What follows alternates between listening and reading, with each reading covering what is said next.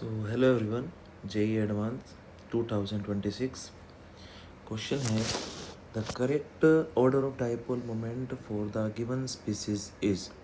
तो बेटा 4 स्पीसीज दे रखी हैं BF3, अमोनियम आयन, NF3 और NH3। अब इसमें ध्यान दो जरा, ये जो BF3 है, BF3 ये तो सिमेट्रिकल स्ट्रक्चर हो गया, ठीक है, ये तो सिमेट्रिकल स्ट्रक्चर हो गया।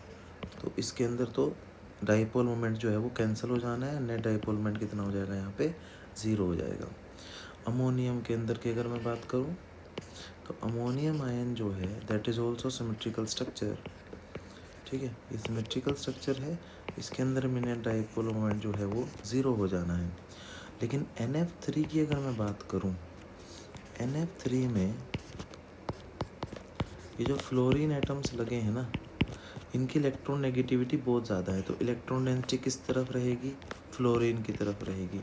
और लोन पेयर इस तरफ है तो नेट इलेक्ट्रॉन डेंसिटी कुछ समहाउ इस तरफ भी जाएगी और कुछ इलेक्ट्रॉन डेंसिटी इस तरफ भी जाएगी।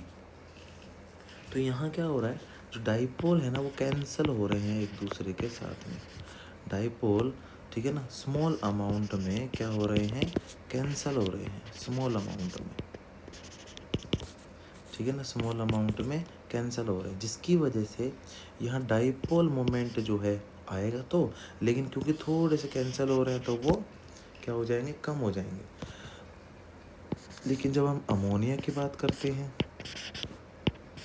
अब हाइड्रोजन की इलेक्ट्रॉन नेगेटिविटी क्या होती है, बहुत कम होती है, तो ये इलेक्ट्रॉन किसकी तरफ जाएंगे, नाइट्रोजन की तरफ, नाइट्रोजन की तरफ, नाइट्रोजन की तरफ, और इलेक्ट्रॉन इस डायरेक्शन में मूव करेंगे।